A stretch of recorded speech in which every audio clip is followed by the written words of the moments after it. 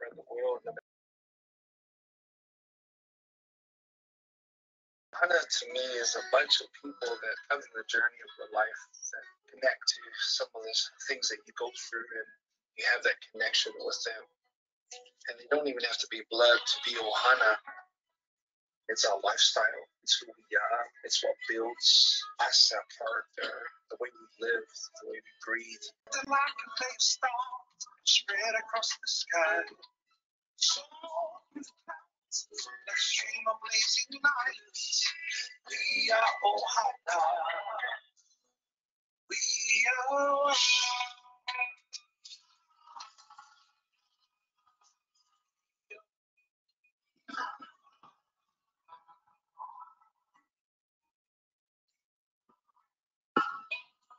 E aí?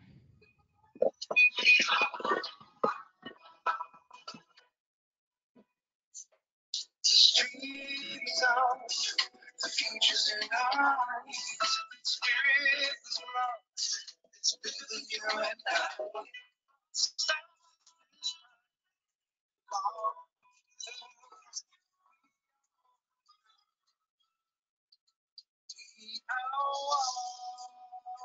Boa tarde, pessoal. Boa tarde, Fabrício. Boa tarde, pessoal. Estamos aqui mais uma vez. Mais uma sessão. Hoje, eu e o Leandro vamos iniciar o assunto aí de governança, centro de excelência e afins. A gente vai contar também com a ajuda do Thiago Nascimento, que está aqui com a gente. Hoje, especificamente, ele não vai apresentar nada, mas semana que vem, como a gente anunciou, ele vai fazer a parte prática, né? Esse assunto de hoje é um assunto bem conceitual, então hoje a gente vai falar mais sobre teoria. O Thiagão está aí hoje também. Bem-vindo, Thiago. Obrigado pela ajuda aí, pela participação. Boa tarde, pessoal. Vou ficar quietinho aqui aprendendo os mestres aí. Legal. Então, como eu comentei, hoje a ideia é mais a parte conceitual mesmo dessa área de governança, centro de excelência, change management e afins.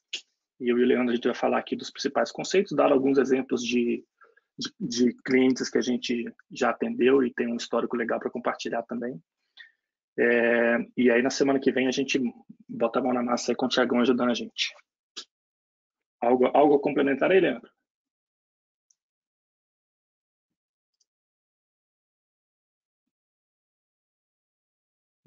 Fui eu ou foi o Leandro? Caiu, hein? O Leandro ficou congelado. Bom, vou partir do pressuposto que vocês estão me ouvindo, certo? Eu estou te ouvindo bem, Fabrício. Tá bom, então acho que foi o Leandro lá, que não caiu.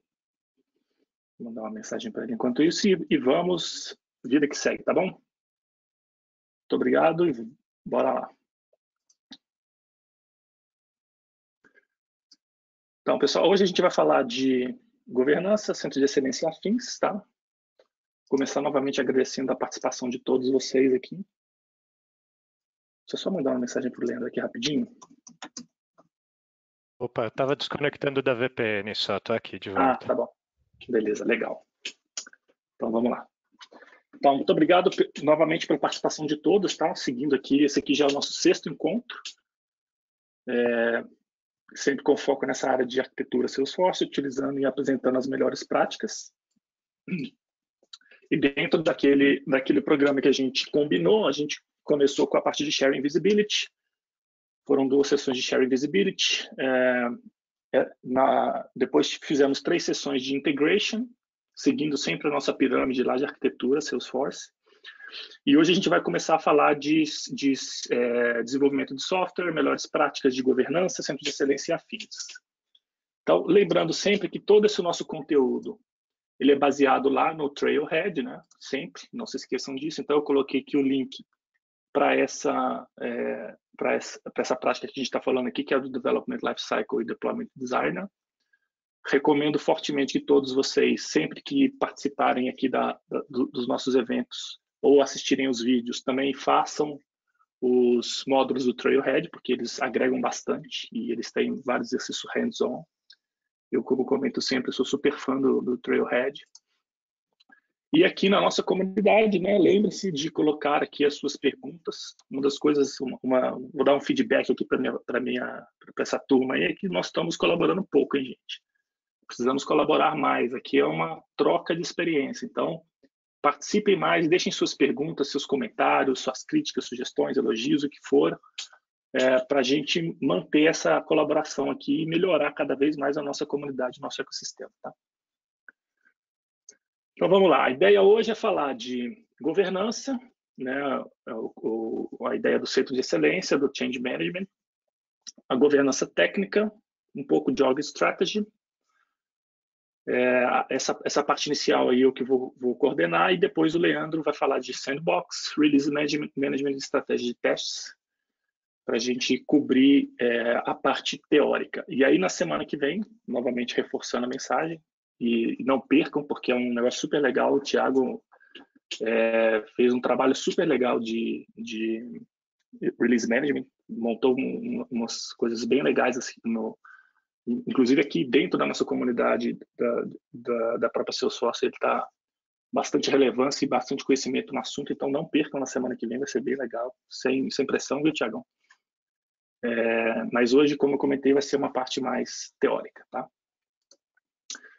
Então, por onde começar? A Salesforce, ela tem esse framework aqui de governança, que é o que a gente tenta aplicar nos nossos clientes, que é dividido em quatro grandes pilares, né? O primeiro é o Centro de Excelência. O que é o Centro de Excelência, no final das contas? É um conjunto de processos, de práticas, para fazer o gerenciamento da governança como um todo. Aqui é um conceito bem abstrato, né? Uma das dificuldades que o pessoal tem quando a gente fala de Centro de Excelência é o que ele entrega, né? O que ele realmente agrega de valor. Como que a gente sabe e como que a gente implementa um Centro de Excelência que agrega valor para o nosso dia a dia.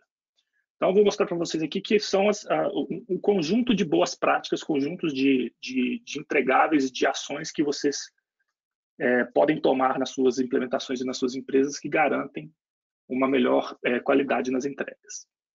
Um outro pilar fundamental é a parte... Pode falar. Posso só dar um palpite, né? Uma coisa que eu costumo dizer para os meus clientes quando a gente fala de centro de excelência é para a gente definir aí o que a gente quer obter com ele, né? Tem na Salesforce a gente tem uma metodologia chamada V2MOM, né? O V2MOM, e tem trailheads a respeito disso. São curtinhos, é objetivo e é muito bacana definir um V2MOM, ou seja, é a visão, métodos, métricas, obstáculos, e eu esqueci algum das letras aí, para o seu centro de excelência. Vale muito a pena, porque aí você define antes de começar aonde você quer chegar. Isso aí, bem lembrado, Leandro. Já deixa até preparado aí, quando você for assumir o controle, o módulo do Trailhead, que a gente vai recomendar para o pessoal começar. Beleza.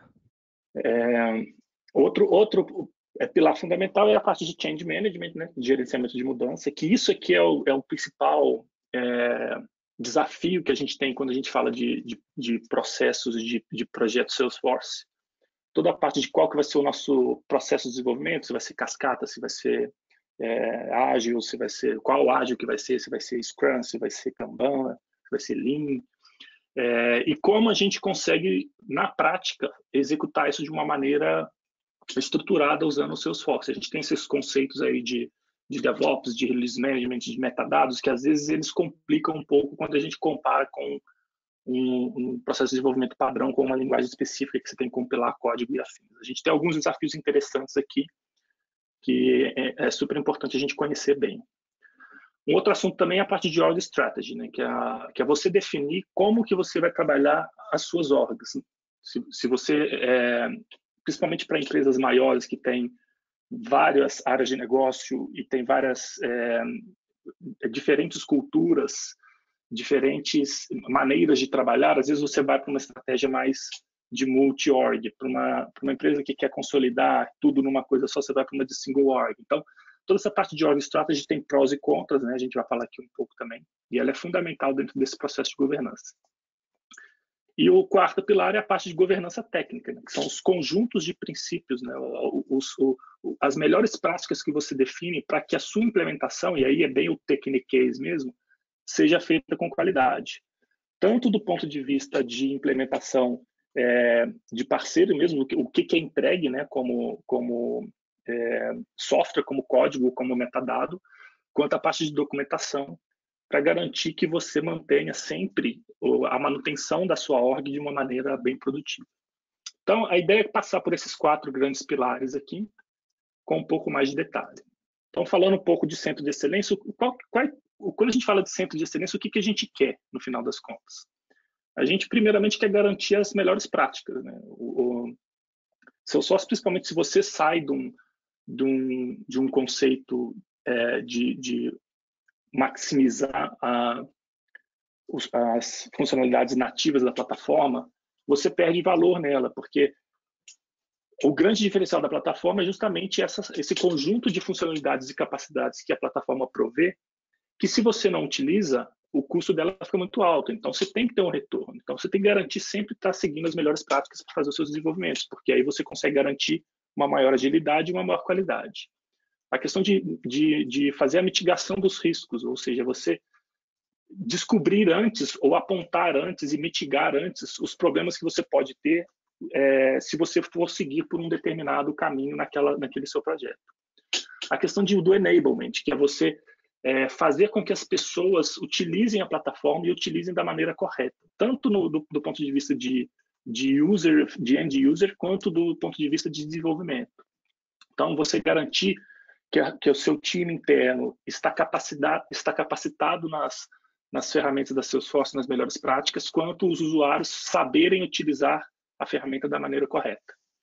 E o principal aqui, que no meu ponto de vista, um centro de excelência bem estruturado e bem implementado acaba causando é a redução de custo. Porque se você define melhores práticas e você consegue definir padrões e processos bem definidos, você consegue reutilizar muito mais as coisas, então você acaba tendo essa redução de custo. Aqui falando conceitualmente, né, qual que é o principal objetivo de um centro de excelência? É o alinhamento entre TI e área de negócio. É você acabar com silos, é você aproximar para entregar soluções melhores, com menores custos e com mais qualidade. Então, a ideia de você reduzir o seu time to market, o seu TTM, é justamente isso, é você utilizar as capacidades padrão da plataforma, que ela já te entrega, e, eventualmente, ajustar o seu processo de negócio da sua empresa para essa capacidade nativa. Porque é muito comum, a gente que trabalha na área de TI, é muito comum nas discussões que a gente tem, nas conversas que a gente tem com a área de negócio, eles querem uma coisa super tailor-made, super customizada para a necessidade deles, que a gente entende a demanda, a gente concorda com a maioria desses cenários, porém, isso tem sempre a contrapartida de que quanto mais customizado está a implementação, mais difícil fica você fazer a manutenção e evoluir. Então, essa questão de reduzir o time to market tem muito a ver com isso, com você extrair o máximo de valor da sua plataforma. E você, dessa maneira, você reduz o custo dos projetos. Porque você gasta menos para desenvolver e capacitando o seu time para conhecer mais a plataforma. E aqui o papel do Trailhead ele é fundamental para você fazer com que o seu time produza mais e melhor com o que a plataforma entrega. É fundamental que você conheça o que a plataforma tem de solução. Uma coisa para os clientes, por exemplo, a maioria dos clientes que a gente conhece, ou pelo menos conhecia até certo pouco tempo atrás, eles tinham uma alta dependência do parceiro implementador. Eles delegavam isso completamente para o seu parceiro, que está lá no papel dele de implementar o projeto. Só que quando acabava aquele projeto, ele não conseguia fazer o handover para o cliente, porque o cliente não tinha a capacitação, não tinha pessoas ali capacitadas na ferramenta para assumir. E ficava aquela dependência infinita, né? A ideia de você ter um centro de excelência é que você que é um cliente que contrata fornecedores, você tenha o conceito do agnóstico, né? Agnóstico a parceiro. Você não pode ter uma alta dependência, porque é prejudicial para você. E para o parceiro, no final das contas, também acaba sendo, de certa maneira, prejudicial, porque ele quer entregar as coisas com qualidade e fazer outros projetos. E isso tem que ser em virtude do sucesso que ele teve nas implementações dos processos anteriores. E é fundamental para isso que o time que contratou, o cliente que contratou aquele parceiro, tenha noção e conhecimento da plataforma para fazer isso. Então, também aumentar a qualidade dos entregáveis, né? Garantir qualidade tanto do metadado que é entregue quanto de documentação. Garantir que tudo que foi entregue está aderente às melhores práticas e aos padrões de mercado, órgãos governamentais, por exemplo. E uma das coisas que se faz pouco, né, que o Salesforce, um dos principais objetivos da plataforma Salesforce, não sei se vocês se lembram, lá naquela primeira apresentação que a gente fez, é a gente inverter a pirâmide, né? A gente tem uma pirâmide normalmente que é muita infraestrutura e pouca inovação. E um dos principais ganhos quando você coloca Salesforce como uma solução de tecnologia é que você inverte a pirâmide. Você tem pouco gasto com infraestrutura para você gastar mais com inovação e com implementação de novas soluções. Então, isso é uma das coisas que o Centro de Excelência é fundamental para alavancar esse tipo de iniciativa dentro das empresas. E aí, uma das coisas que são fundamentais dentro desse conceito de centro de excelência é o KPI, né, o Key Performance Indicator. É como que você mede a produtividade e a qualidade do seu time. Então, quanto mais maduro você é, quanto mais KPIs você tem, quanto melhor você mede os seus KPIs, melhor vai ser a sua implementação, melhor vai ser a sua entrega e melhor vai ser o resultado final, com menor custo e mais qualidade.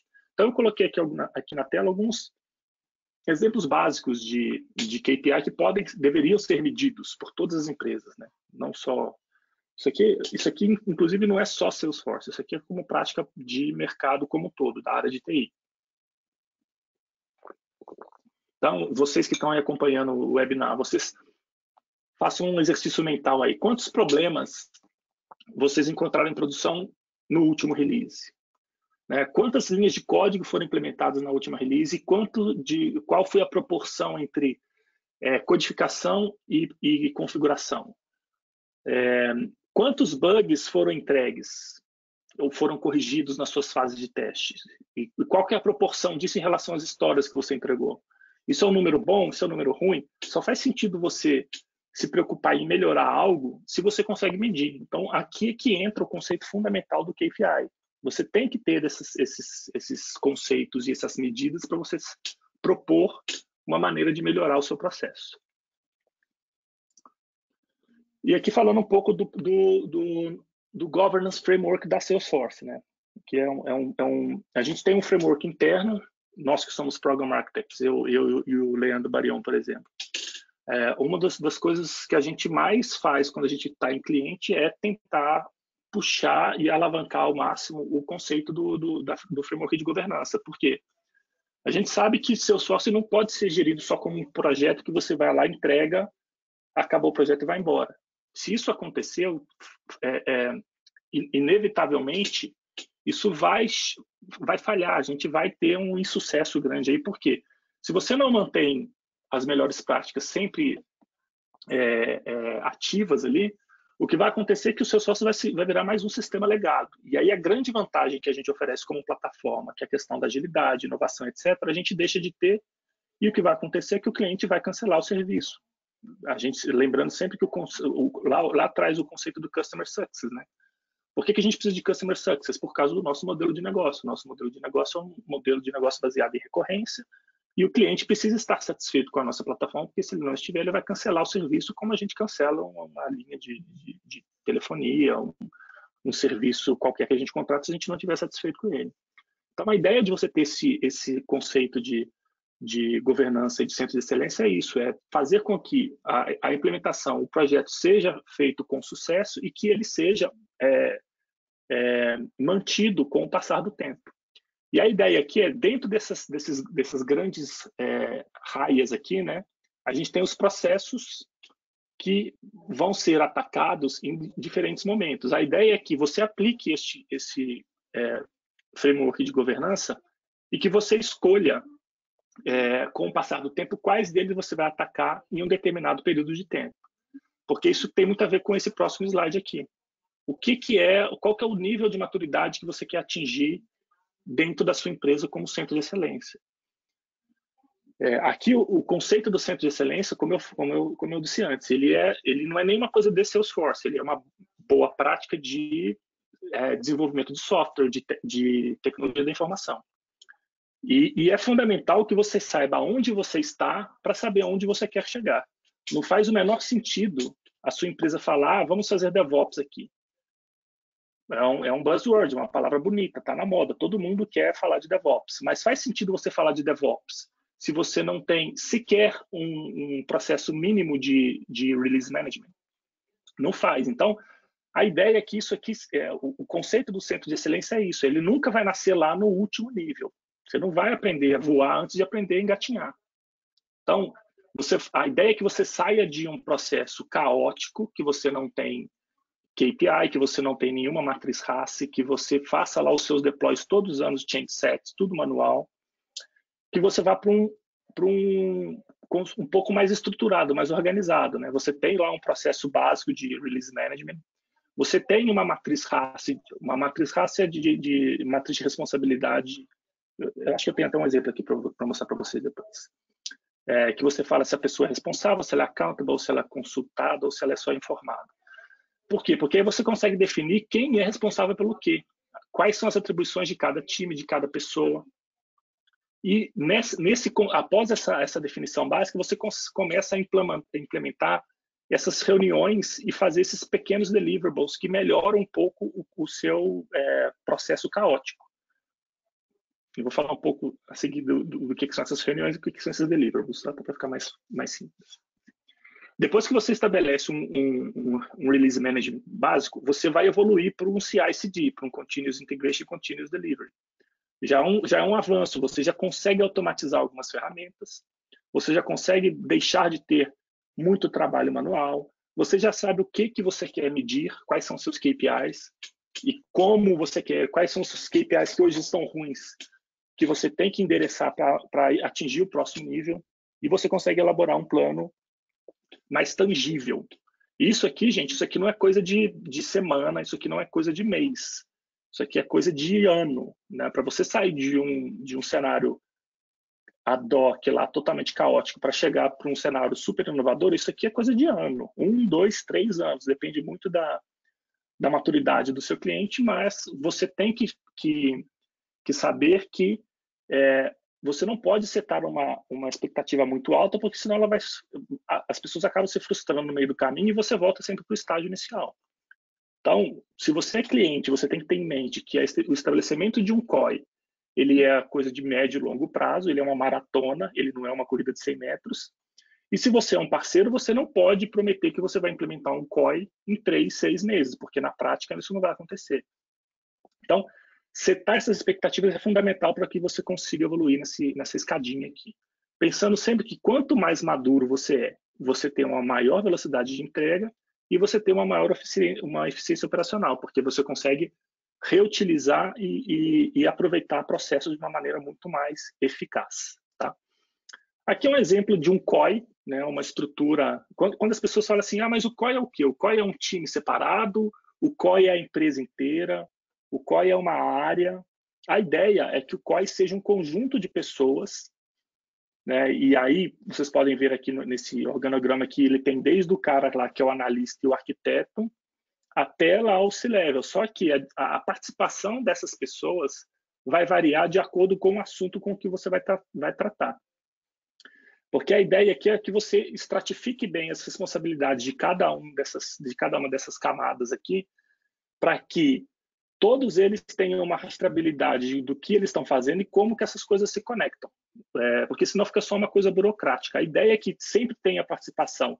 Se você tem um parceiro implementador, do parceiro implementador, se você tem um advisor da Salesforce como eu aí, um Program Architect ou um Business Architect ou um Implementation Architect ou qualquer outra função da Salesforce, ele também tem que participar.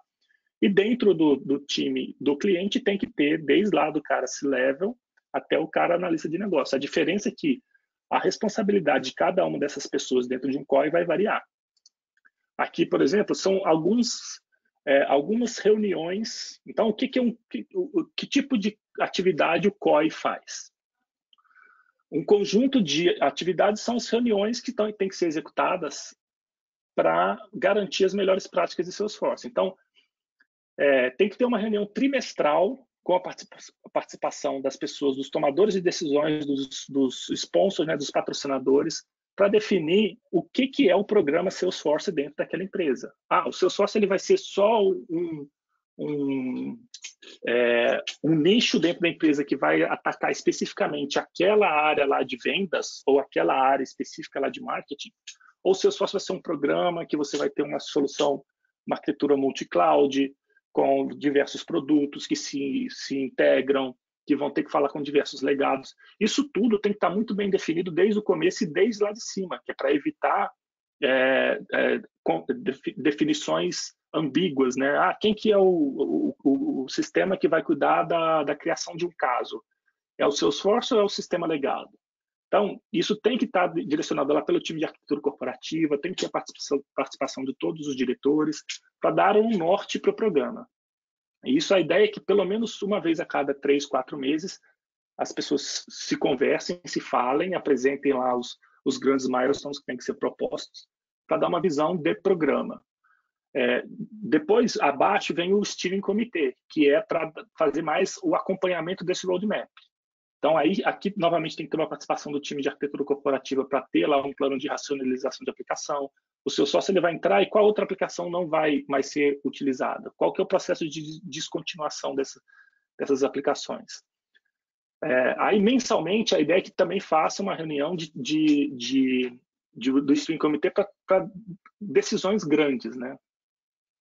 Coisas que não podem ser tomadas lá pelo arquiteto ou pelo analista, que tem que ser escaladas e pelo menos uma vez por mês tem que se dar um direcionamento desse comitê para saber exatamente quais são as melhores práticas a serem seguidas para aqueles assuntos específicos. Quinzenalmente, a ideia é que para o comitê de projeto ali você faça um status plan, né, uma reunião de status para dar o andamento do programa como um todo. E aqui embaixo, essas duas últimas são as da galera que está lá no dia a dia, chão de fábrica, que está em projeto. A primeira e principal é de revisão de design, né? Você nunca deveria permitir que algo fosse para a produção sem ter uma validação técnica antes de um comitê que fala, ok, isso que você está propondo faz sentido, está seguindo as melhores práticas, está de acordo com os nossos design partners que nós definimos, então, ok, deve seguir. Isso aqui nunca é uma decisão de uma pessoa, isso é uma decisão de um comitê. Então, é necessário montar lá um painel de revisão técnica com a participação de pessoas de projeto para que eles validem e garantam que o que está sendo proposto para a implementação daquelas funcionalidades ou daquelas features que foram propostas estão de acordo com as melhores práticas. Então, aqui é um exemplo de algo abstrato, mas que são tarefas de um COI. Fala aí, Leandro. Fabrício, uma coisa que eu tive uma experiência e algumas discussões já com clientes e eu queria chamar a atenção. Se vocês separarem nessa matriz, exceto pela primeira linha, todo o restante praticamente não menciona, a não ser que eu tenha perdido alguma coisa aqui, não menciona Salesforce. O que eu quero chamar a atenção? O Centro de Excelência, normalmente nós, como advisor Salesforce, entramos para montar um Centro de Excelência voltado a Salesforce. Mas a empresa como um todo pode visar montar um Centro de Excelência mais amplo do que só para Salesforce. E inclusive, podem ser, de alguma maneira, independentes ou uma coisa até conjunta. E aí, enfim, a complexidade aumenta e o prazo aumenta de uma maneira aí quase exponencial, né? Mas não é errado, esse é o meu ponto, não é errado você pensar num centro de excelência como uma coisa mais ampla do que só Salesforce ou somente Salesforce. São opções que a gente tem que tomar junto com o nosso cliente. Exatamente, como eu tinha comentado antes, né, Barion, que isso é boa prática independentemente de plataforma. Então, você pode ter um centro de excelência para a sua área de tecnologia como um todo. A gente, como é da Salesforce, a gente tem o foco em garantir as melhores práticas voltadas para a nossa plataforma, mas o ideal é que isso aqui seja executado para qualquer projeto de TI, para qualquer tecnologia e qualquer arquitetura que você for utilizar. Esse assunto COI em si, ele é muito amplo e ele varia muito de acordo com o cliente, tá? Então, hoje a gente nem vai conseguir entrar muito a fundo nele, porque hoje é só uma parte mais conceitual. Mas o ideal, inclusive, se eu não estou enganado, eu acho que o Silvio pode até confirmar aqui para mim, né, Silvio? O Silvio Gabriel, que está aqui com a gente. Se a gente ainda tem o acelerador lá de centro de excelência.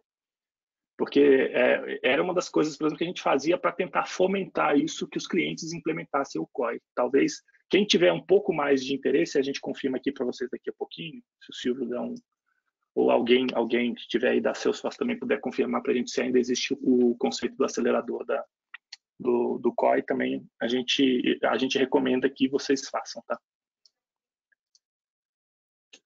É isso aí, o Silvio já confirmou aqui para mim, o Silvio Garber, que é do nosso time lá da Salesforce, que a gente tem um acelerador de fundamentos de governança. Então, quem se interessar ou quiser aprofundar um pouco mais sobre esse assunto, sugiro fortemente que entre em contato lá com o seu Customer Success Manager para negociar aí a implementação de um acelerador de governança.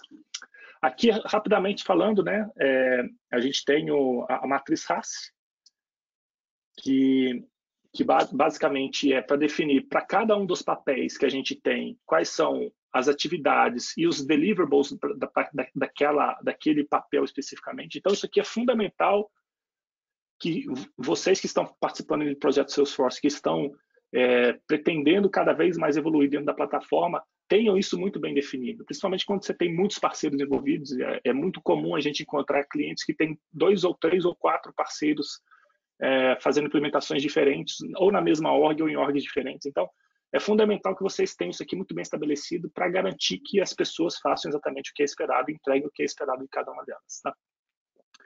Então, o assunto Centro de Excelência era esse. Vamos falar um pouco agora de Change Management. O que é o Change Management em si? É você garantir um correto gerenciamento das mudanças que são realizadas dentro dos seus Salesforce, das novas funcionalidades, novas features e assim por diante. Aí entra o conceito do ALM, do Application Lifecycle Management, que é você fazer todo o seu controle de entrega dos seus desenvolvimentos, né? Então, desde o planejamento da release, a parte de desenvolvimento, teste, gerar os pacotes, testar e fazer os deploys. Existem diversas maneiras de trabalhar, dependendo da empresa, do nível de maturidade. Umas vão ser mais ágeis, ou as outras vão ser mais formais.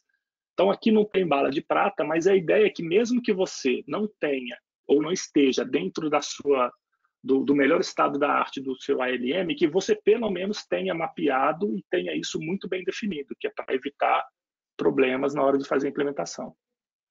Aqui a gente vai falar muito do conceito de Waterfall versus Agile, né? Que é, como a gente comentou, isso aqui não é Salesforce, isso aqui é TI, é a vida. Então, lá no conceito do Waterfall você só tem a foto, você só tem o projeto depois de você passar por todas as fases e fazer tudo que você tem que fazer para entregar o projeto. Isso aqui é como, eu particularmente que sou do mundo de telecom, aí, trabalho nesse mundo já tem uns 15 anos, a grande maioria das empresas com as quais eu trabalhei, elas fazem algo aqui de Agile, mas no final das contas elas são Waterfall, ou elas fazem aí o Fragile, ou elas fazem o Cascagio. Na prática eu vejo muito pouca gente usando o Ágil com os conceitos lá do Agile Manifesto lá de 2001, 2002. Por N motivos, né? Para algumas empresas é mais simples ir para uma metodologia mais ágil, para outras nem tanto. Aí o Leandro conhece isso aí muito mais do que eu, um cara certificado Safe, conhece bem quais são as dificuldades que a gente tem aí. Mas a ideia é que isso aqui, para quem está na área de TI, isso aqui não é novidade, vocês estão cansados de saber a diferença entre o Waterfall e Agile, não vamos entrar no mérito aqui, mas é fundamental que você tenha isso estabelecido, muito bem estabelecido, para que uma vez que esteja estabelecido, que você siga o que está definido, para não ficar naquelas indefinições. Aí falando um pouco de releases, né? Quando você fala de release Salesforce, A ideia é que você trabalhe, independentemente de você trabalhar com Agile ou com cascata, né, com Waterfall, é que você tenha muito bem planejado esses conceitos do que é um break fix, o que é um minor release e o que é um major release. Porque os seus planejamentos, o seu gerenciamento de projeto vai trabalhar em cima desses conceitos. Lembrando que o seu sócio ela tem as 3 releases anuais lá, a cada 4 meses, que elas também têm que estar encaixadas dentro dessas minor e major releases que você vai implementar. E o que é um major e um major release? A ideia é que você defina os seus critérios, tá? Na experiência que eu tenho, por exemplo, lá na Viva, a gente definiu o que é um minor release. Minor release é um projeto que não tem integração, por exemplo. Então, a gente consegue fazer uma entrega super rápida e com poucos requisitos. Se você tem integração com outros sistemas legados, você vai para um conceito de major release. Por quê? Porque não é só você fazendo a entrega, você depende de outros. Então, você planeja major release. E aí você consegue fazer uma cadência, fazer uma programação que considere que major releases, minor releases são entregues de 2 semanas ao mês e major releases de 1 mês a 4 meses. Dependendo do projeto, isso vai para muito mais. Mas pelo menos que defina os critérios de uma maneira mais objetiva e transparente. Aí aqui falando um pouco também sobre esse conceito de releases, né? A ideia aqui é o que você pode fazer ou quais são as atividades que são esperadas para cada uma dessas suas equipes. Muitas pessoas que estão vendo esse slide aqui pela primeira vez vão estranhar. Quer dizer então que a equipe de negócio ela pode fazer alterações no Salesforce? Mais ou menos, veja bem. Isso aqui, por exemplo, é o sonho de todo executivo de área de negócios. Ele não quer ter a dependência da TI para fazer as alterações dele. Isso aí, quem está aqui na Conf, conhece isso aí de longa data, porque qualquer solicitação de mudança que é feita por uma área usuário, uma área final, o cara vai reclamar que o prazo está grande, que o custo está alto, que se for contratar o cara ali, o fornecedor que foi lá na área dele vendeu um departamental, o cara vai entregar na metade do tempo, metade do custo. Porque o cara nunca pensa nos impactos de seguir por esse caminho aí de fazer contratação dos departamentais, que é o servidor debaixo da mesa do cara, né? Ele não se preocupa com segurança, ele não se preocupa com compliance. Então, isso aqui é uma briga eterna entre TI e área de negócios. E aí, a ideia aqui é, você só sabe ter o conceito do Citizen Development, né, que é o desenvolvedor cidadão. Então, o que está aqui em azul escuro, a ideia é que você desenvolva um processo que vai seguir as melhores práticas também, mas que pode ser implementada sem ter a participação da TI. E você define critérios, e lá na hora que você está fazendo a análise dos requisitos nas suas reuniões de COI inicial, porque a ideia é que toda solicitação da área usuária passe por uma avaliação do COI e que o COI direcione para qual vai ser a esteira que ele vai seguir, né? Se vai ser uma coisa que tem baixo impacto e pode ser feito diretamente pelo desenvolvedor cidadão, é que mesmo que seja feito pela área de negócios, lá utilizando o declarativo, ele vai ter que ser feito, por exemplo, em um sandbox de desenvolvimento. Ele nunca vai poder fazer alteração direta na produção. Ou seja, você dá poder para ele fazer aquelas pequenas alterações, obviamente seguindo as melhores práticas que você vai definir, mas ela vai ter que ser submetida aos mesmos critérios de qualidade e de entrega que uma equipe de TI interna vai ter que fazer. Então, você consegue atingir aqui 2 objetivos, que é a da agilidade, né, de garantir, de permitir que eles façam essas pequenas modificações, e aqui está muito claro quais são os tipos de coisas que eles poderiam fazer. E você garante também que eles vão seguir as melhores práticas, então isso nunca poderia ser feito diretamente na produção. Lembrando que toda vez que eles fazem um desenvolvimento, isso obviamente vai ter que passar por toda a parte de cobertura de testes. Então, se o cara alterou uma regra de validação que quebra uma classe de teste, isso é pego na validação do pacote, isso não vai para a produção. Justamente para garantir que o cara não faça coisa que ali para ele parece ser simples e direto, mas que tem um desenvolvimento ali por detrás que impede que isso vá para a produção. Então, sempre em sandbox de desenvolvimento. E aí, para terminar esse assunto aqui, eu vou falar rapidamente, porque o Thiago vai entrar mais em detalhe nesse aspecto aqui na semana que vem, que é a questão do org development versus o package development. Eu acho que não vou nem entrar muito no detalhe aqui, porque o Thiagão vai esclarecer bem esses conceitos na semana que vem, e com a demo dele vai ficar bem legal para perceber as diferenças. Beleza. Vamos lá, Leandro, você agora. Obrigado, Fabrício. Você... só um minutinho para eu compartilhar minha tela aqui.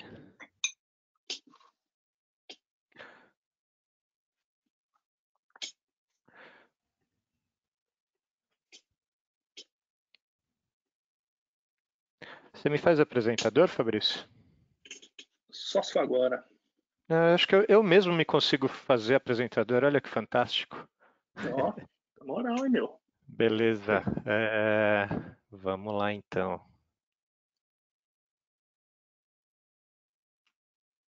Ok, pessoal.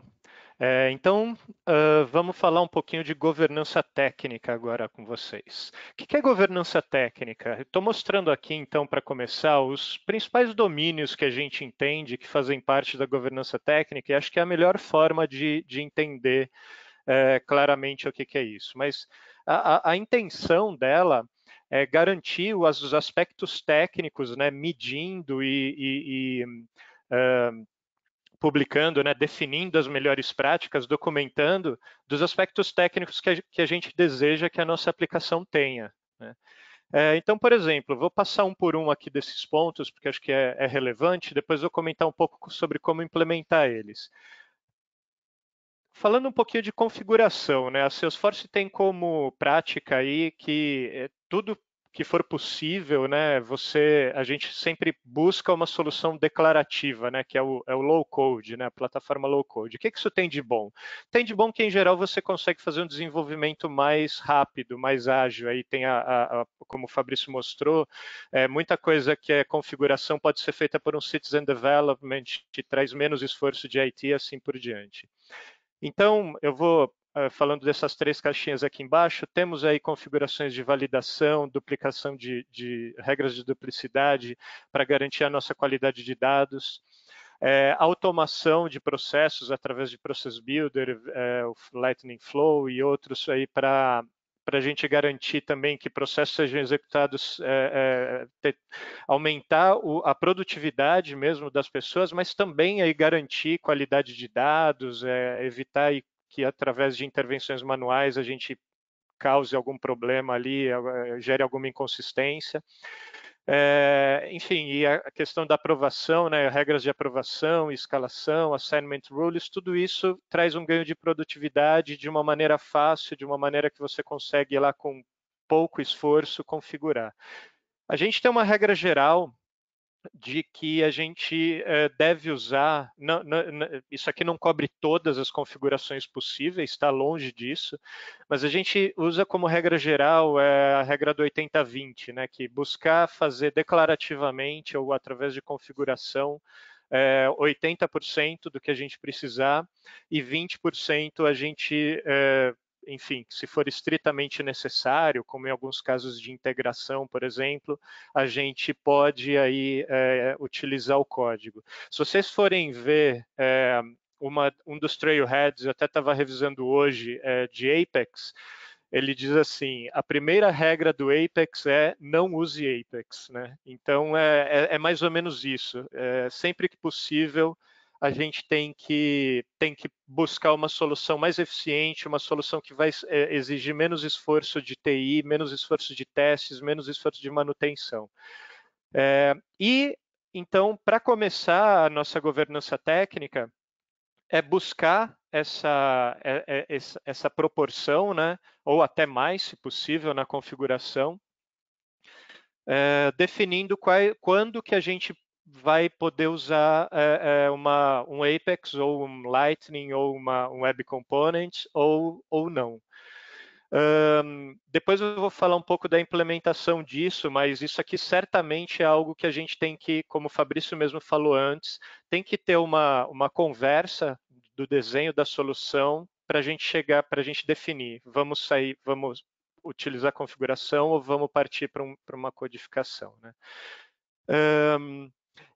Então, tudo isso aqui, esse aqui é um, mas todos os outros vocês vão ver que são, de certa forma, documentos que você vai criar. Você vai definir o que você quer fazer na sua empresa, qual que é a melhor regra para cada cenário, e documentar para que a próxima pessoa, o próximo parceiro de integração, o próximo desenvolvedor, o próximo usuário de negócio, Citizen Development que chegar, ele vai saber ali aonde encontrar aquele documento e vai falar, pô, eu preciso criar uma nova regra de validação, eu preciso criar uma certa funcionalidade, onde está o documento que define como que eu faço isso e quais regras eu sigo para escrever isso.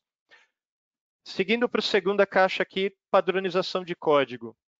Isso, se você vem do mundo Java, existe, por exemplo, convenção de nomes muito forte, né?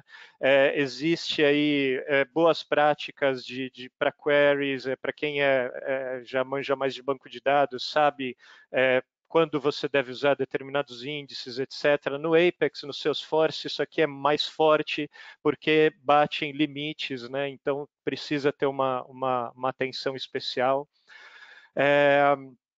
Padronização de testes unitários, então a Salesforce coloca já uma obrigação dos 75%, mas isso às vezes é uma faca de dois gumes, porque a pessoa vai lá, faz um teste qualquer que dá 75% e está bom, e não está bom, né? Unit test tem que, além de prover uma cobertura, tem que testar com bulk, né, com lotes de registros, tem que testar casos positivos e negativos, casos limítrofes, tem que testar com diferentes usuários, né? Você no código Apex consegue definir um perfil diferente para realizar seus testes. Ferramentas utilizadas, né? Então, pô, vamos todo mundo usar VS Code, vamos todo mundo usar, tem um outro slide que eu vou falar bastante disso, né? Mas vamos todo mundo usar Selenium para testes, etc, etc. Padrões de integração, a gente comentou, se não me engano, já em outros fóruns de arquiteto, não lembro se nessas últimas sessões a gente falou, mas para qual situação eu quero realmente trazer os dados para o Salesforce, para quais eu quero simplesmente mostrar dados na tela e assim por diante. Para quais situações os dados têm que ser mostrados de maneira síncrona ou em tempo real, para quais podem ser assíncronos, para quais eu não preciso do dado em tempo real e assim por diante. Gestão de dados, isso é extremamente importante. Um ponto só para chamar a atenção, né? Não sei se vocês perceberam que Governor Limits é um tema recorrente aqui na nossa governança técnica, né? A gente tem que estar sempre atento aos limites da plataforma, seja o limite de query dentro de um for, por exemplo, dentro de uma transação, seja o limite de APIs que eu vou chamar por dia, seja o limite aqui, por exemplo, do meu storage, né? Na verdade, o storage não é um limite de governor, é um limite comercial, mas pode ser também o limite de quantidade de custom objects que eu tenho na minha org, quantidade de fields que eu tenho dentro de um objeto, enfim. Tem uma série de limites que a gente tem que estar sempre levando em conta, e é por isso, reforço novamente, vou falar de novo mais para frente, que a gente precisa implementar checkpoints de revisão da solução antes da implementação, para que eu não estoure lá a quantidade de custom object, que eu não estoure a minha quantidade de API calls ou de future processes por 24 horas, assim por diante. Data management, né? Gestão de dados, por que isso é importante?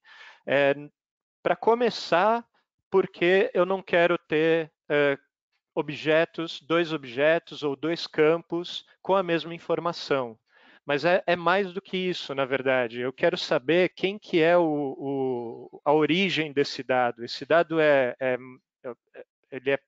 o Salesforce é dono desse dado, né? O Master Data Management, ele é mestre desses dados, ou esses dados são externos? Se os dados forem externos, será que eu preciso garantir que a origem do dado, né, o mestre dos dados esteja atualizado antes de executar uma atualização no Salesforce.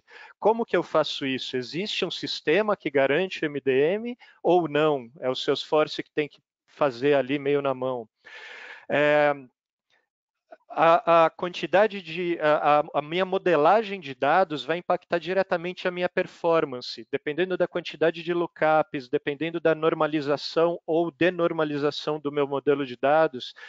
Eu posso criar row locks no momento de um update, por exemplo, que vai afetar aí a minha performance no momento de fazer uma query, né? Eu vou, dependendo de quão normalizado ou desnormalizado tiver, eu vou ter mais registros no mesmo objeto, causando assim a nossa próxima caixinha aqui, Large Data Volumes, né?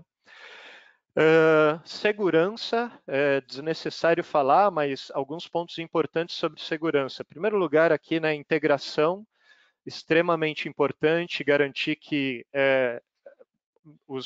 as pessoas, né, os usuários que acessam Salesforce através de uma integração tenham esse acesso restrito, não seja qualquer sistema que vai lá e se conecta e faz o que quiser, e nem mesmo de que os sistemas que são confiáveis se conectam ao Salesforce e fazem o que quiser.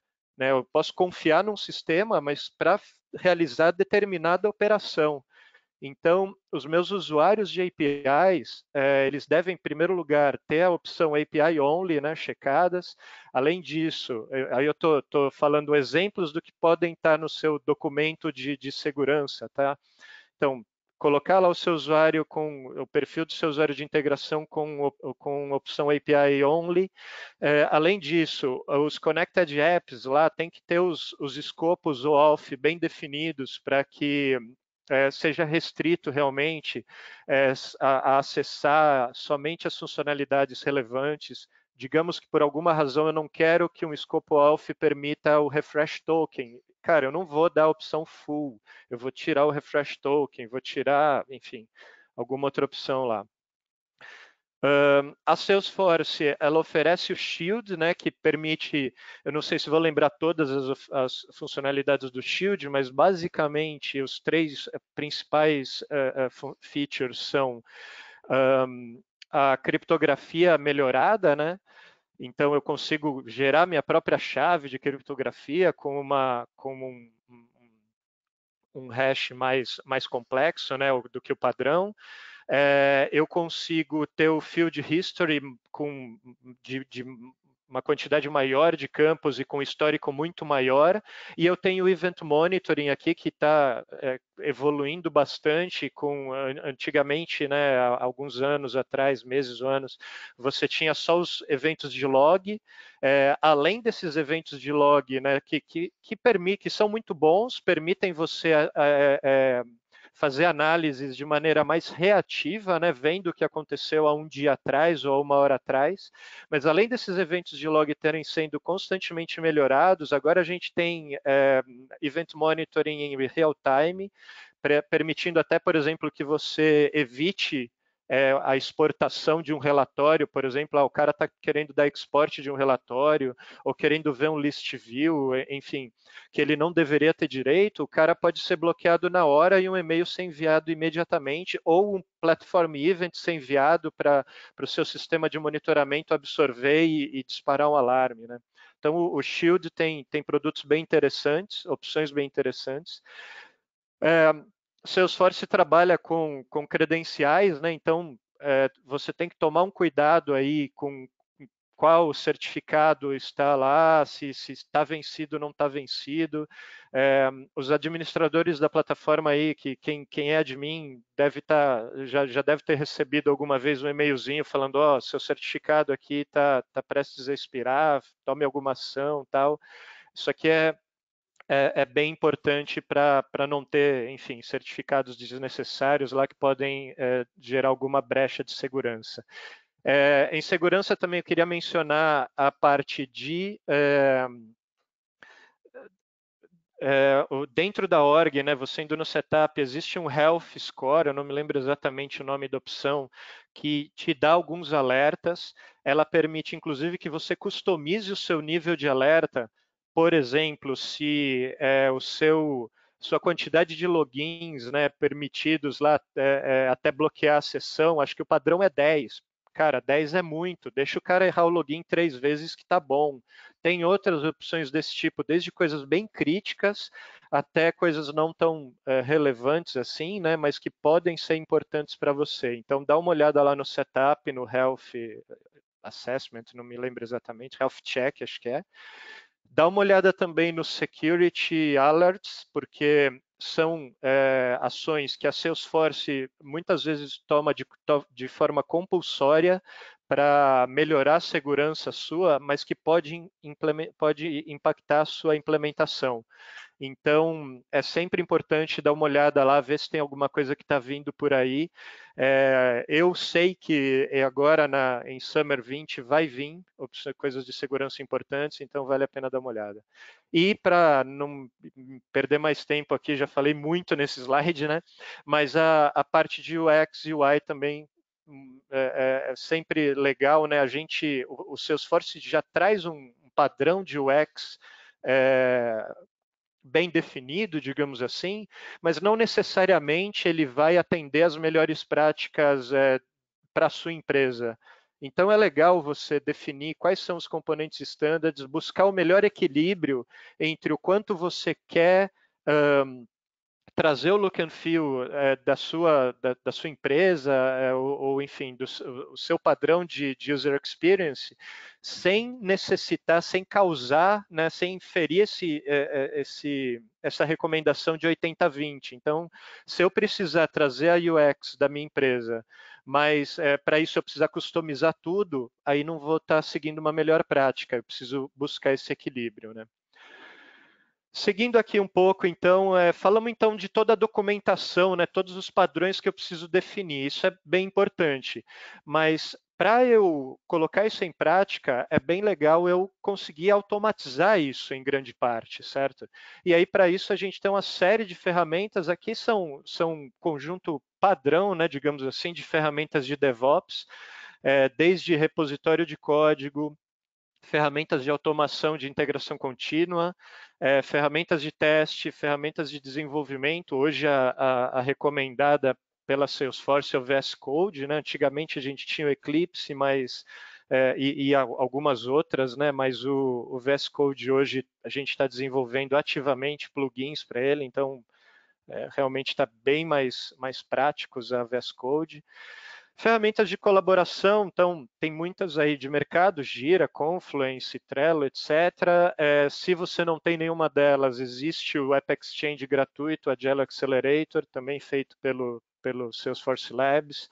É uma ferramenta bem legalzinha, bem completinha, vale a pena aí para utilizar. Tem lá o Kanban Board, gerencia times, gerencia burn down da equipe, etc.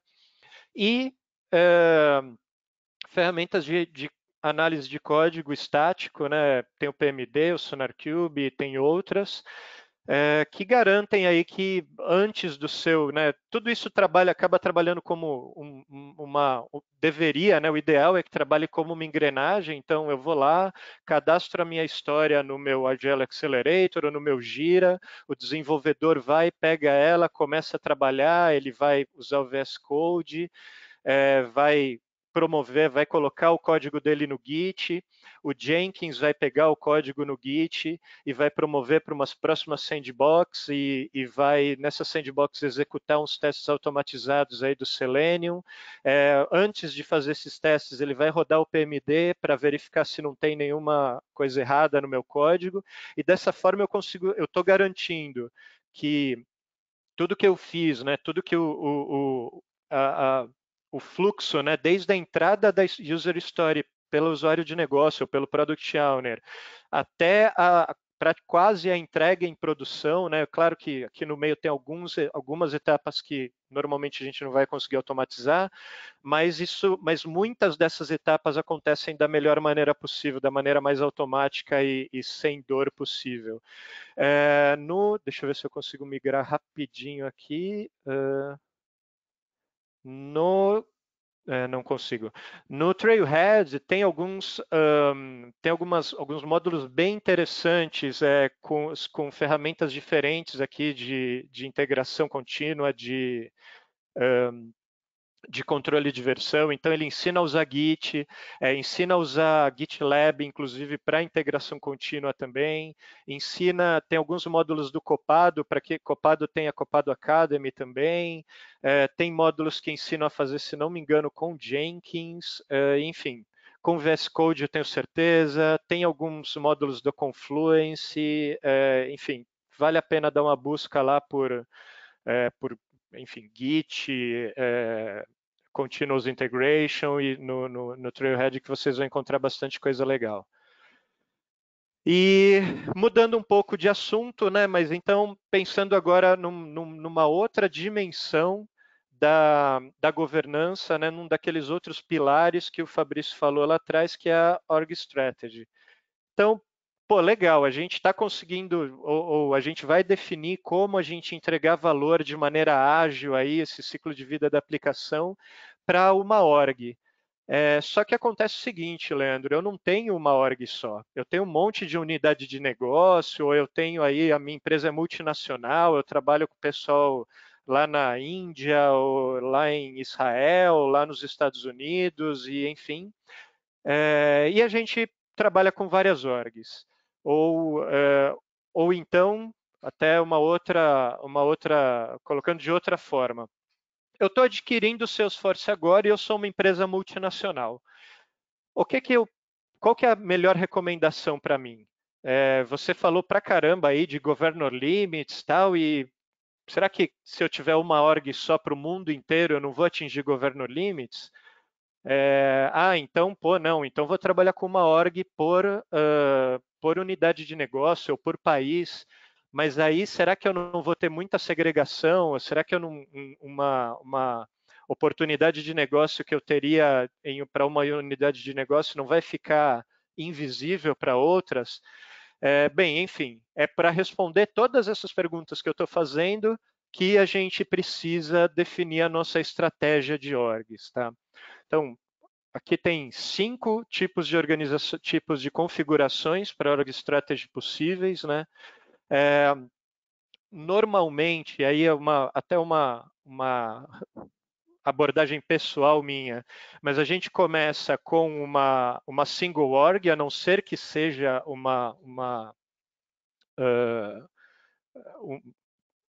um caso claro de outra abordagem, tá? E por quê? Porque normalmente é o caso mais simples. E se a gente precisar fazer uma divisão depois, acaba sendo um pouco mais fácil, tá?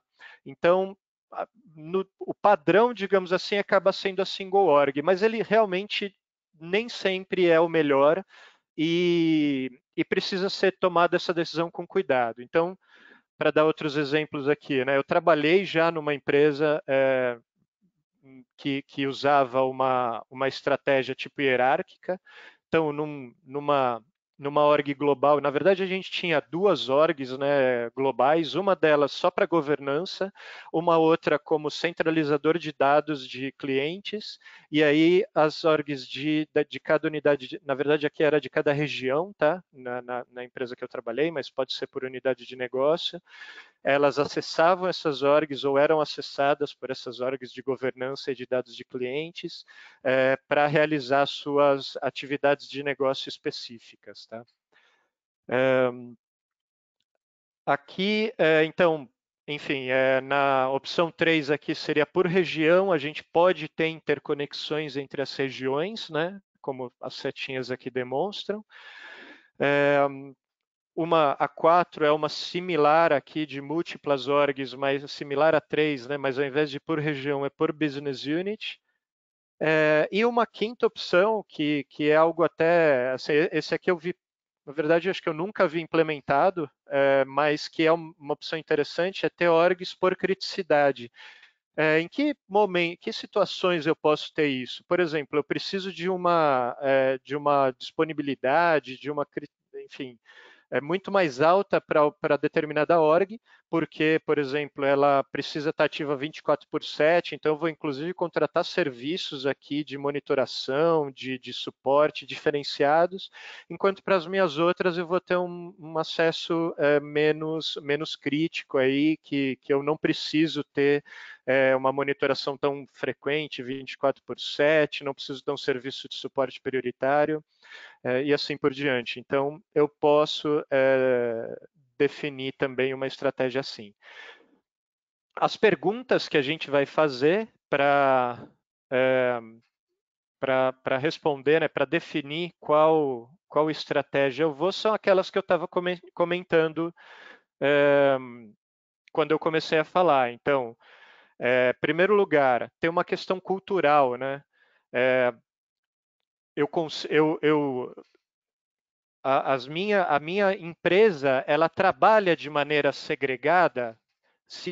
Muitas vezes a minha empresa naturalmente ela trabalha separada. Até no caso da empresa em que eu trabalhei, que usava uma estratégia multi-org, cada região era basicamente independente das outras regiões. Então, na verdade, era muito independente das outras regiões. Então, não fazia muito sentido eu querer juntar dois grupos, quase duas empresas que estavam dentro da mesma empresa numa só org, né? Além disso, nesse meu cenário, o próprio negócio era localizado. Então, além das regiões trabalharem de maneiras diferentes e independentes, elas não necessitavam uma da outra. O negócio era isolado. Uma vendia para os Estados Unidos, outra vendia aqui para o Brasil e tudo bem. Então, aqui é um outro ponto a se considerar sobre qual estratégia eu quero tomar. Uma questão técnica relevante também, técnico e suporte, acho que dá para comentar junto, né? Mas o técnico a implementação do que eu vou fazer em cada org, ela é similar ou não, né? Se for similar, pode ser um ponto a favor de eu juntar em uma só org. E o suporte também, tanto aí tem a questão que eu comentei antes, né, de necessidade de criticidade, então monitoramento, etc. Mas também se a equipe de suporte vai ser uma só e assim por diante. É um assunto muito importante, tá? Normalmente, Org Strategy, a gente fala no começo de um engagement, no começo de uma implementação, e a gente revisa pontualmente com alguma frequência. Não é um assunto que a gente fala todo dia, mas é um assunto extremamente importante para se definir. Ele impacta N outras coisas, inclusive a definição do seu centro de excelência. Para finalizar, o último assunto de hoje, Release Management, um pouco de melhores práticas aí, e aqui eu vou falar especificamente do mundo Salesforce, né? O mundo Release Management tem melhores práticas por aí, mas eu quero chamar a atenção de questões voltadas para Salesforce. Então, uma coisa muito boa, mas que às vezes dá uma dor de cabeça da Salesforce são as sandboxes.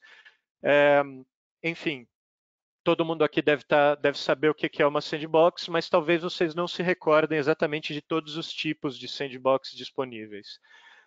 O que é importante a gente saber? Bom, em primeiro lugar, Scratch.org é uma coisa que é relativamente nova, nem todo mundo já trabalhou. O que é isso? Scratch.org é um conceito que surgiu aí junto com o DX, que é a nossa ferramenta aí que está evoluindo bastante para automação, né, de releases e DevOps. E o conceito do Scratch.org é basicamente você criar uma org, fazer um desenvolvimento muito pequeno, commitar o seu desenvolvimento e ela vai morrer. Tanto que a Scratch.org ela é apagada automaticamente e existe e você tem um limite de Scratch.orgs que você pode criar de um só Dev Hub, né? Para habilitar uma Scratch.org, você precisa ter o seu Dev Hub por dia, né? Mas são, enfim, não me lembro agora esse limite, mas a ideia é que num dia eu crio uma Scratch.org, desenvolvo um pouquinho, terminei o meu desenvolvimento, comito e praticamente eu posso parar de usar aquela Scratch.org, né? O meu próximo desenvolvimento eu crio uma nova Scratch.org, desenvolvo, comito e tchau. Um outro uso para Scratch.org é num fluxo de continuous delivery, continuous integration. A minha automação pode criar uma Scratch.org, subir um código, por exemplo, um pacote, um unlocked package, subir alguns dados de teste lá, executar os testes, tudo isso na automação, e maravilha, rodou os testes muito bem. Próximo passo, mando lá, a automação pode, por exemplo, mandar o código para um próximo branch, enfim, para um próximo etapa da minha integração contínua. E aquele Scratch.org que ele criou para essa etapa, beleza, morreu, acabou, não quero mais saber. Então, esse é o uso da Scratch.org, né? O que o pessoal, em geral, aí, os clientes estão mais acostumados a ver são as sandboxes, né, de Developer, Developer Pro, Partial Copy e Full, que basicamente tem dois quesitos técnicos que mudam eles, de diferença entre elas. Primeiro é o intervalo de atualização, intervalo de refresh, que quanto mais que aumenta, né, é mais curto para uma developer e muito maior para uma full. Em compensação, o limite de dados de uma developer é muito menor do que uma full, né? O que eu queria ressaltar aqui para vocês, né? Em primeiro lugar, esse limite da full esse intervalo de atualização da full, ele é bem restritivo, então atualize ela com cuidado, tá? Mas tome também cuidado com os prazos de atualização, tá? Salesforce não vai te garantir que no momento que você der refresh em algumas horas ou minutos ou dias, nenhuma dessas sandboxes vai estar terminada. Não existe uma garantia de entrega, tá? Especialmente da full. Se a sua full tiver bilhões de registros, pode demorar semanas para finalizar. Então, fique atento a isso. Um outro ponto importante sobre intervalo de refresh, sobre esse prazo de refresh. A gente está exatamente no momento de que amanhã vai entrar o preview, o sandbox preview, né? Que, para quem não sabe, é quando algumas sandboxes entram na versão que vai vir aí, que no caso é a Summer 20, a Summer 20 entra em produção, se eu não estou enganado, 11 de julho, mas as sandboxes, algumas delas entram na Summer 20 amanhã. Se você precisa, existe um blog, né, que indica para você se a sua instância, se a sua sandbox vai entrar no preview ou vai ficar na Spring. E basicamente, se você precisa que a sua sandbox entre ou saia do preview, você precisa fazer um refresh nela no momento certo. Bem, se alguns de vocês resolveram fazer refresh de ontem para hoje, por exemplo, vocês vão ver que está todo mundo querendo fazer refresh, o seu refresh fica na fila e você fica desesperado. Então, não deixe para fazer refresh no último dia antes do preview, porque existe mesmo essa fila e não existe garantia de que a sua sandbox vai, se você, por exemplo, pediu ontem ou hoje, não há garantias de que ela vai terminar o refresh antes do prazo de preview. Fechado esse parênteses, né? Cada sandbox, cada tipo aqui tem um tipo, né? Um uso recomendado. Então, Scratch.org e Developer e DevPro são mais para desenvolvedores e um QA mais simples, digamos assim, né? Com poucos dados. A DevPro já permite o uso de templates para carregar alguns dados em produção. A Partial Copy já é mais apropriada até mesmo para um teste de performance, dependendo da sua carga de dados, também para um teste de aceitação de usuário. E a Full é onde realmente a gente vai ser capaz de fazer um teste de performance bem apropriado, fazer um staging e um treinamento, se for o caso. Tendo o seu mapa de sandbox, que eu vou mostrar até no próximo slide também, você vai conseguir definir uma estratégia, né, um pipeline de deployment, e aí com esse pipeline você dentro desse pipeline, você vai avançar aí degrau por degrau até chegar no seu, desde de um ambiente aí que você faz basicamente as alterações em produção, né, até um ambiente, uma prática com CI/CD, testes automatizados, etc. Ô, Darião, Então, só pode falar. complementando rapidinho, que esse slide aí ele tem muito a ver com o slide do COI, né? Eu até coloquei aí propositadamente a escadinha, porque a sua estratégia de release, de gerenciamento de release, ela está diretamente relacionada à sua maturidade do seu centro de excelência. A ideia é que você parta do basicão, que você faz direto na produção. Então, para grandes clientes isso não é comum, mas tem casos que as pessoas ainda fazem isso, e que você vá para o 100% automatizado. E isso está diretamente relacionado à maturidade que você vai ter lá no seu centro de excelência. Perfeito, Fabrício. Obrigado pelo comentário. Legal o paralelo, né, entre os degrauzinhos aqui do Release Management e os degrauzinhos do COI. Lembrando que o Release Management ele é uma dimensão do COI, né? Existem N coisas. Se você pegar um dos primeiros slides que o Fabrício mostrou, tem um monte de caixinha lá no framework de governança, né? E algumas delas estão relacionadas aqui ao Release Management, né? Então, conforme você evolui, você pode, por exemplo, começar com change sets, depois você começa com metadata API, mas ainda você que roda os scripts. Mais para frente você começa a guardar o seu código, os seus metadados em um controle de versões, em um Git, partindo para uma automação com Jenkins, por exemplo, até automação de testes, enfim, e ter um processo aí realmente bem maduro. Eu diria que existiria até um degrau além aqui, tá? Que seria realmente uma implementação de DevOps. Né, a gente fala muitas vezes em DevOps, confunde alguns conceitos, mas o DevOps, muitas vezes o pessoal esquece do Ops. Né? O Ops, o que é? É operação. Então, o seu sistema está em produção. Existe um monitoramento, por exemplo, usando o próprio Event Monitoring ou usando alguma solução customizada. Se identificou alguma coisa estranha nesse monitoramento, pode ser um defeito, pode ser uma falha de performance, etc. Aquilo já para o seu, já entrar no seu Jenkins, por exemplo, tá? O alarme já entrar, perdão, no seu Gira, né? O alarme já entrar como uma história ali crítica e alguém já cair para o desenvolvedor fazer um hotfix e atuar. Então, dá para ir além aqui, né? Até reforçando essa ideia, eu não coloquei aqui DevOps justamente por causa disso, porque DevOps não é release, né? DevOps é cultura, Perfeito. DevOps é muito mais do que isso. E aí eu queria deixar claro que esse slide especificamente é de Release Management. O futuro, isso está associado com cultura, com COI, ir para o DevOps. Beleza, muito bom. Obrigado, Fabrício.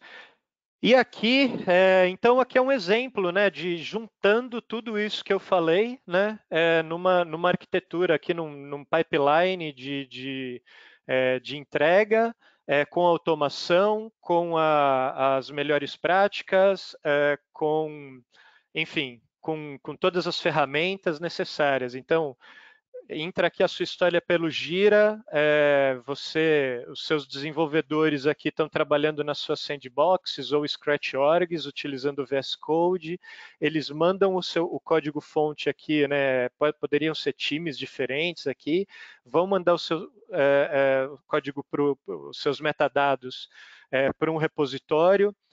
Esse repositório, de acordo com algumas regras, aí vai, né, disparar regras no seu pipeline, que pode ser o Jenkins, pode ser o Copado, pode ser o GitLab, pode ser o AutoRabbit, pode ser N, aquelas ferramentas que a gente mencionou lá atrás, ou outras que não estão ali. E vai começar a mandar o seu código entre branches do seu controle de versão, e sandboxes ou Scratch orgs, realizando as etapas. Então, por exemplo, numa primeira etapa, faz um teste básico, unitário ali, rodando seus testes do Salesforce mesmo, para ver se está tudo ok, não quebrou nada, quando juntou o código das suas diferentes equipes. Numa próxima, fazer testes já de integração, aí com sistemas externos, fazendo um Selenium, um script Selenium rodando lá e simulando o que um usuário estaria fazendo num processo de negócio, né? Deu tudo certo, Jenkins vai mandar aqui para a UAT, executando aí com o Cucumber os seus testes de domínio, né? Me fugiu a expressão agora que se usa para o Cucumber, é domínio, né, de negócio. Mas enfim, realizando mais testes automatizados, fim a fim, partindo aí por fim, para um teste de performance, para um ambiente de treinamento. Aqui, eventualmente, você pode ter uma etapa manual, né? Digamos, aqui o Jenkins faz o teste na sua full sandbox e para que alguém venha, teste, valide, tá tudo bem, eu olhei manualmente, beleza, pode ir para a produção. E aí, finalmente, mandar o seu release para a produção. O que eu posso falar aqui de melhores práticas, né? É interessante, em primeiro lugar, né, como tudo que for possível automatizar é sempre legal, é sempre bom a gente buscar aí a menor quantidade de intervenção manual possível. Um outro ponto a respeito de testes é que quanto antes você pegar o seu defeito no seu fluxo de desenvolvimento, no seu life cycle de desenvolvimento, mais barato aquilo é, mais eficiente aquilo é. Portanto, para os desenvolvedores aí que estão na call, infelizmente, cara, faça testes unitários bons. Teste como eu falei já, né? Teste para lotes de dados, para pelo menos 100, 200 dados, aquele trigger que você fez para um account só. Teste o que acontece quando você chama aquele método com um outro usuário, de repente você tem communities. O que acontece se um usuário guest da sua comunidade, de alguma forma, conseguir acesso ao botão que chama aquele método que está Aura Enabled? Cara, sei lá, faz teste. Quanto antes você pegar, melhor, e mais rápido o Jenkins vai falhar aqui quando alguém quebrar o seu código.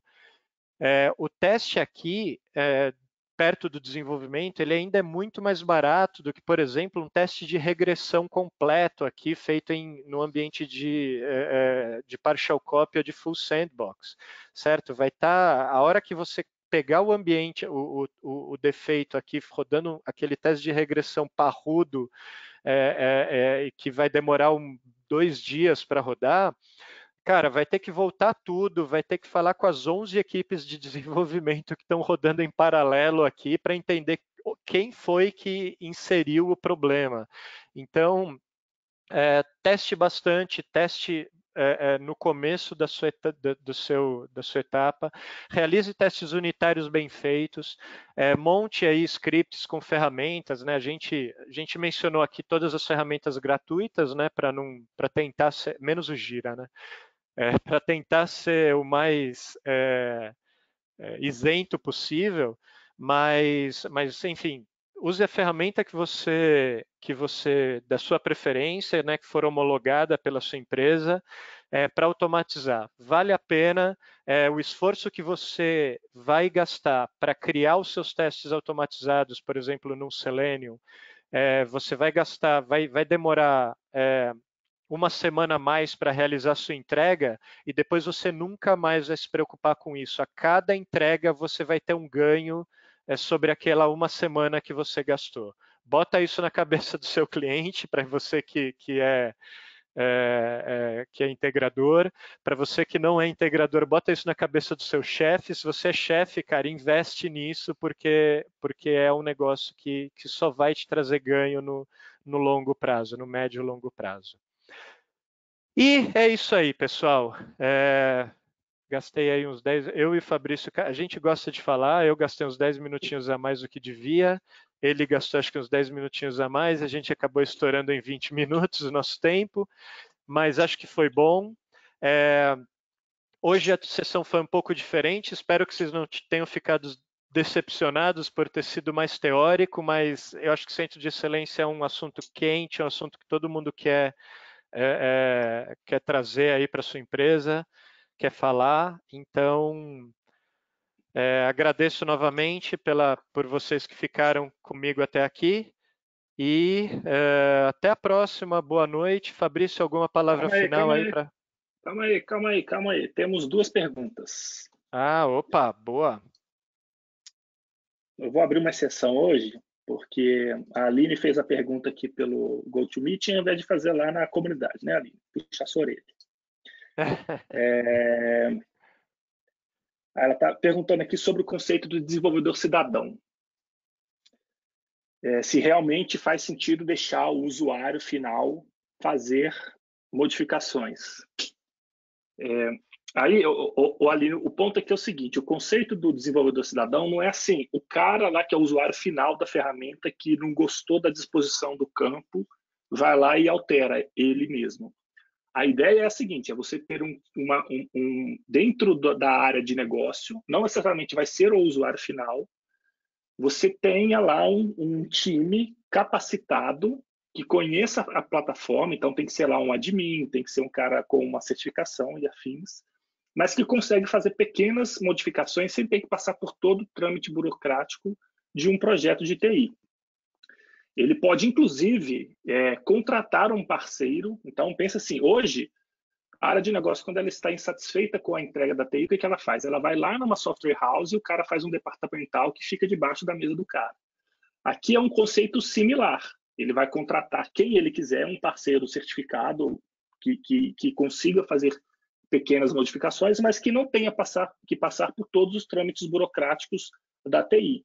É esse que é o conceito do desenvolvedor cidadão. É o cara que ele vai fazer, mas para ele fazer, ele tem que estar capacitado. Algo a adicionar aí, Leandro, nesse aspecto? Não, é isso aí. Acho que é importante essa distinção que você fez. A outra pergunta também da Aline. No conceito do CI/CD aqui, de fazer o pipeline, qual que é a recomendação de intervalo de refresh de sandbox? Posso pegar essa? Refresh pode, mas pode falar. sandbox é um negócio legal. Fala aí.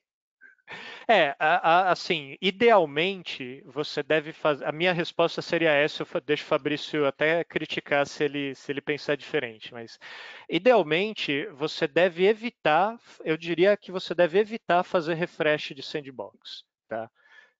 Você vai fazer num evento, enfim, por exemplo, tá? Eu vivi uma situação dessa há pouquíssimo tempo.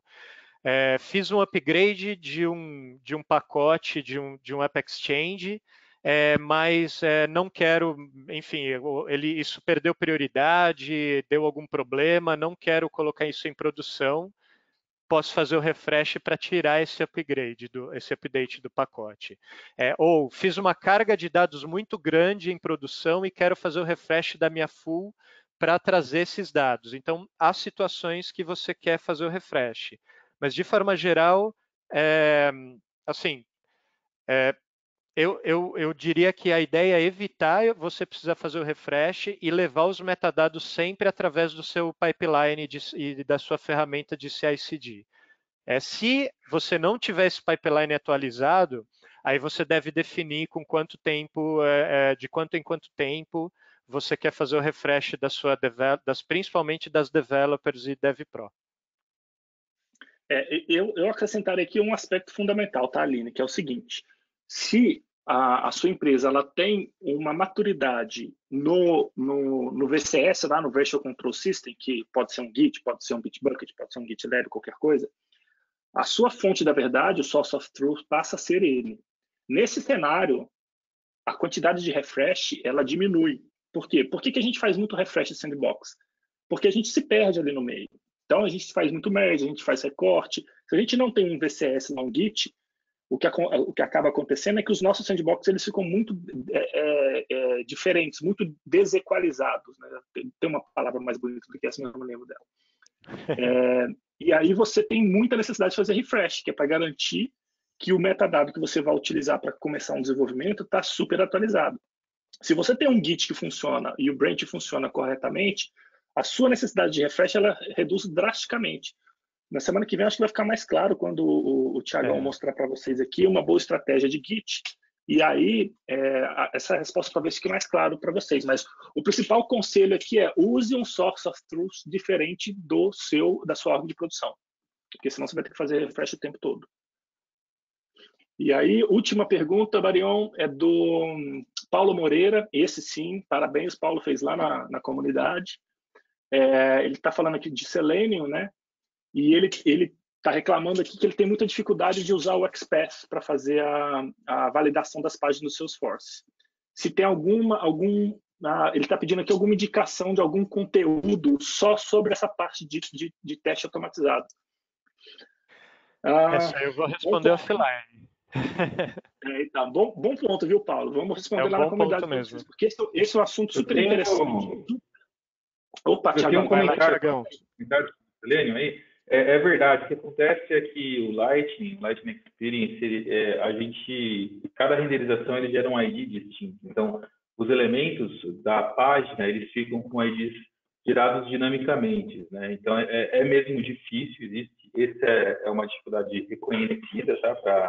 Para fazer testes automatizados. E existem sim algumas maneiras de fazer alguns workarounds associados a isso e a gente pode contribuir aí offline e passar algumas referências disso daí. Mas é uma dificuldade que todo mundo que implementa testes funcionais com alguma ferramenta que normalmente usa XPath e vai no ID do elemento, com Lightning o cara não consegue fazer isso. Show de bola, Thiagão. Muito bom.